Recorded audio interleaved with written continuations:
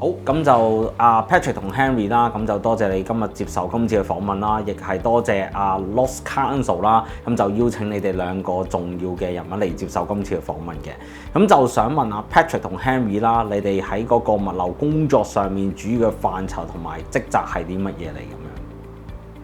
咁樣？好，Joe 大家好，咁咧就我喺現時咧就喺貨櫃碼頭商會度做緊主席，咁就喺幾年前退休啦，或者退休前咧我就喺呢個和記港口嘅信託就作為總裁，咁第二咧亦都係鹽田國際嘅一個董事總經理。咁日常主要工作大家都知啦，咁鹽田國際係世界單一最大嘅碼頭，咁處理嘅量一年都有大約1300至1400萬櫃，咁所有從事航運物流嘅嘢咧，都牽涉喺其中。咁鹽田都應該係我哋香港人參與嘅其中一個好精彩嘅項目嚟嘅。咁或者 Henry 嚟講下你嗰個工作嘅範疇同性質係啲咩嚟？好多謝你 Joe。我而家就喺一間公司，就係美國嘅科技嘅貨運代理公司做榮譽主席。咁呢間公司基本上咧同 Patrick 嘅公司咧係息息相關嘅。咁我哋係做貨運代理啦。咁貨運代理咁大家好容易理解，就係將啲貨咧由 A 點送到去 B 點，經過海陸空倉庫亦都包括碼頭等等嗰啲。咁除此之外，我都係幾間大學嘅教授啦，就負責希望培育新一代年青嘅行業嘅領袖。咁我當然亦都係香港電商物流協會嘅主席，咁希望係喺個協會裏邊幫助電商物流可以擴闊更加多嘅參與喺個行業上面。咁頭先 Patrick 你提到啦，咁就講話你要處理咗好多嘅貨量啦，喺個碼頭上面啦，又做一啲唔同政策上面去要去同嗰個唔同嘅國際去接洽咁樣啦。咁究竟你嗰個工作上面對住有啲咩挑戰呢？其實咧，我諗大家都會預見得到啦，一個咁大嘅碼頭，佢每日發生嘅事情會好多。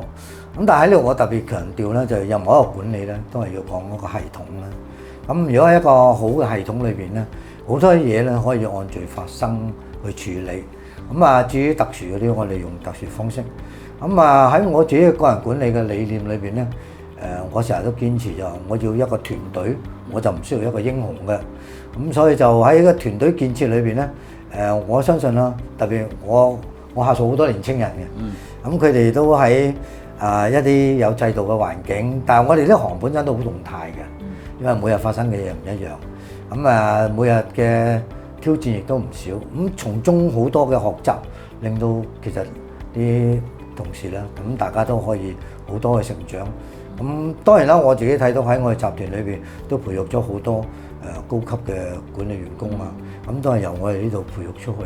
咁所以呢啲嘅挑戰亦都係我哋一啲嘅滿足啦。都好開心聽到你就係話你好肯提攜後輩啦，咁令到佢哋成為我哋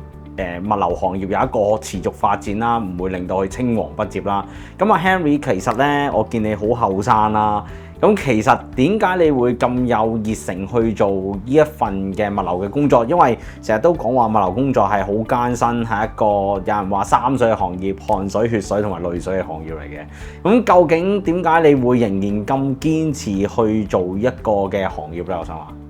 我諗我冇刻意就係大學畢業之後咧，就係想入呢個行業嘅。但係我喺中學讀書嗰陣時咧，我就非常喜歡一個科目，就係經濟學。咁喺經濟學裏邊，大家講到國際貿易，咁個國際貿易大家有唔同嘅分工，按照個比較優勢 competitive advantage 去到分工。咁咁啱先咧，我大學畢業之後咧，第一份工作咧就係喺大陸嘅工廠裏邊係負責工廠嘅運作啦，即係生產嗰部分。咁就發覺你喺生產完之後，所有嘅嘢咧係經過一個物流嘅過程。咁當然你管理工廠嘅時候，亦都要管理埋物流。咁久而久之咧，就產生咗非常大嘅興趣。咁你都發覺到咧，其實物流咧係令到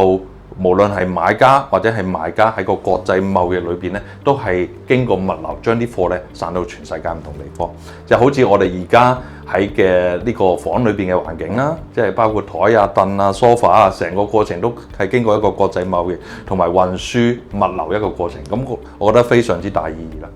頭先你有提到話一個物流，我哋譬如一啲台啊、一啲凳啦，甚至乎電腦啦，咁要經過好多唔同嘅唔同嘅人啦、唔同嘅 parties 啦、唔同公司去組成一條好長嘅供應鏈啦。咁喺你營運呢個供應鏈啦，特別你係都係從一個大學嗰陣時都係並非進修嘅物流啦。有冇一啲當中難忘一啲嘅挑戰同埋困難去處理一個物流上面嘅運作咧？如果係話，我諗運作上面咧就係過去20-30年個操作咧，某程度上咧都係非常之成熟嘅。咁你會知道每一個流程生產完之後經過咩流程，海陸空需要啲咩文件係送到全世界唔同嘅地方。咁啊，所以大家咧一般嚟講咧對呢個行業咧都係有個刻板嘅印象，就係你運輸啊個流程都係做下啲 paper 啊、data entry 啊、簡單嘅電腦啊操作等等嗰啲。咁其實咧過去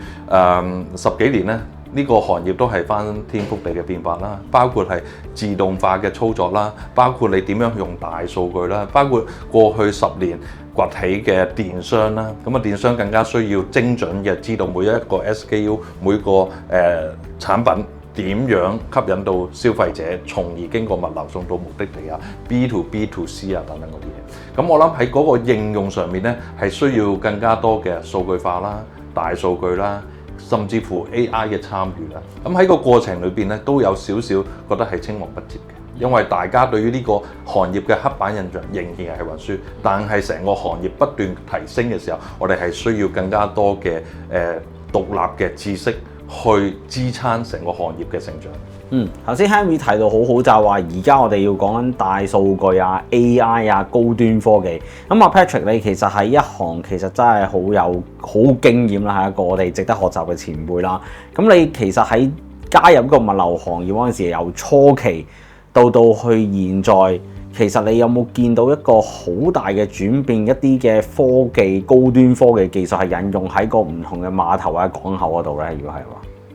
其實接住阿 Henry 就提嗰個咧，我自己覺得咧，大家要對物流行業要有一個新嘅認識。咁我具體嚟講咧，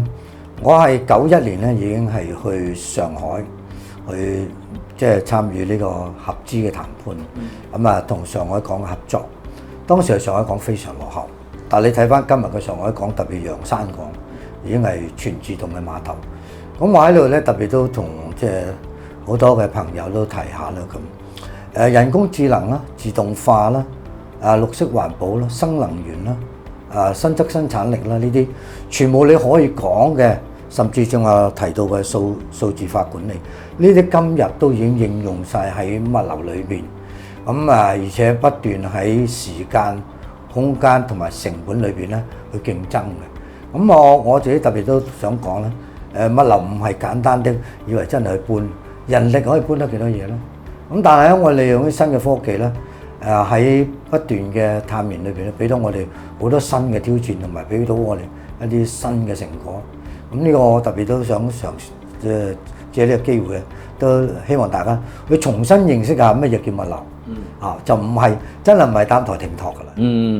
明白。頭先你兩位嘉賓都提到啦，其實物流就唔係想象中話要擔抬啦，我哋有一個高科技嘅知識啦，去應付而家日常嘅千變萬化嘅環境啦。咁啊 Patrick 啦，我都知道你頭先同你閒談之中，你都有進修你之前碩士嘅課程啦。咁你又做好多唔同嘅 mentorship 嘅 program 啦。咁我就想問點樣去勉勵一啲嘅年青人，或者點樣去準備去裝備自己去加入個物流行業喺大專同埋中學生嘅層面上面咧？首先其實任何嘢開始咧，第一件事咧都最好係自己中意嘅。但係所謂中意咧，你首先要對一啲事物有個深入嘅認識先。呢個認識，我覺得唔係淨係簡單地睇書本啊，或者而家有啲媒體啊，甚至你可以擴闊啲去睇。咁啊，包括我就講啦，我哋講緊物流，其實你可以從物流去睇港口經濟。咁港口經濟裏邊又牽涉到有貿易啦，有港口嘅運輸，有物流，有金融，有能源，有環保，好多嘢都喺裏邊嘅。咁所以從中，然後你揾到你中意嘅嘢啦，咁你就會有動力去學習嘅。咁又過程裏邊咧，我亦都希望你可以多啲由啲小嘅成功去累積嗰啲經驗，令到你不斷地可以追求更多嘅知識。咁當然呢啲學習裏邊咧，如果你話日後你嘅工作如果同你嘅興趣可以結合到，呢個係最好嘅。咁其實都特別喺度呼籲啦，香港係國家認定一個國際航運中心，我哋都喺大灣區係一個領先嘅港口群裏邊咧最優秀。香港亦都係一個超級聯繫人，亦都係一個超級增值人。香港喺港口裏邊有好多嘅優勢，包括我哋金融、貨物嘅自由，呢啲都係嚟到香港好多嘅機會。所以即係話，無論你係作為興趣又好，將來職業又好，呢個正係最好嘅風口嚟嘅。咁你能夠乘風，你自然可以破浪。咁希望大家都多啲可以認識下物流同埋航運，咁將自己興趣建立喺裏邊。頭先 Patrick 講得好好，就話我哋要乘風破浪啦。咁Henry，你覺得我哋喺物流上邊其實都做咗好多想係可持續發展啦，喺環境上面。咁你覺得而家喺物流上面有啲乜嘢新嘅發展可以達到可持續發展，去達到頭先 Patrick 講嘅乘風破浪呢？如果係話，我諗可持續發展喺最近大家都好着重嘅話題啦。其實唔單止最近啊，過去10幾廿年大家都不斷咁樣去談論嘅。咁如果我簡單做一個例子咧，即係一架即係 Patrick 嘅港口，由佢嘅港口一架船喺鹽田去到美國，咁佢其實個大細咧大概6個足球場嘅大細，但係嗰個碳排放咧係超過5000萬架燃油汽車嘅碳排放。咁所以如果我哋以成個航運嘅行業嚟到去計嘅話咧，佢係以國家嚟到計咧，係屬於全世界第6名嘅碳排放嘅輸出戶嚟嘅。咁所以呢個行業冇錯係非常之偉大嘅行業，但係同時間咧對環境嗰個傷害咧亦都係存在嘅。咁所以大家都係需要諗下點樣，雖然我哋喺嗰個國際貿易或者喺個運輸裏邊俾到我哋好多嘅享受，唔同嘅物品啊等等嗰啲嘢，但係同時間要考慮點樣可以持續發展。咁我諗另外一方面咧，就係可持續發展係一個話題啦。另外一個咧就係話你要需要知道可持續發展本身亦都係對於某啲國家係一個法例同埋法規嚟嘅。咁所以你唔單止要認識物流啦，你更加需要知道唔同嘅可持續發展嘅國家嘅需求。咁同時間咧，亦都有好多個消費者對於可持續發展都係好注重嘅喎。咁你如果需要攞客戶嘅認可嘅話，你亦都要從住呢個可持續發展裏邊去認識，令到你嘅企業咧係更加係自己本身可以持續發展啦，亦都令到你自己嘅競爭力更加大啦，亦都對人類嘅進步咧係可以提供到貢獻。頭先我都好同意，就係話其實我哋都要不斷去向前去進步啦，呢個先至我哋物流嗰個行業嘅使命咁樣啦。會係今日嗰集呢，我哋都好開心啦，咁就係請到阿 Patrick 啦同埋 Henry 啦，去講咗而家嗰個嘅物流呢個行業啦。咁其實我哋物流行業啦，今日我哋一集好好啦，咁就都請到我哋有好好嘅經驗啦，同埋我哋有年青嘅一代啦，咁就係都會係做宣傳同埋講出嗰個物流行業嗰個真實嘅案例啦，同埋一啲嘅情況咁樣啦。咁或者我哋先請阿 Patrick 啦，有冇一啲喺你嘅人生入邊想點樣去鼓勵我哋嘅年青人去加入呢個物流行業咁樣嘅？好，其實以前就講啊，細時唔讀書就大時做運輸。今日我認為咧就係人才一流，盡在物流。歡迎你加入。咁啊 Henry 咧，我覺得物流係全世界全人類最偉大嘅其中一個工作之一嘅。大家想象下，如果唔係經過物流，我哋點可以將所有我哋身邊嘅嘢可以有效地去到唔同嘅人嘅屋企呢？咁所以絕對係影響我哋最重要嘅行業之一。歡迎大家加入。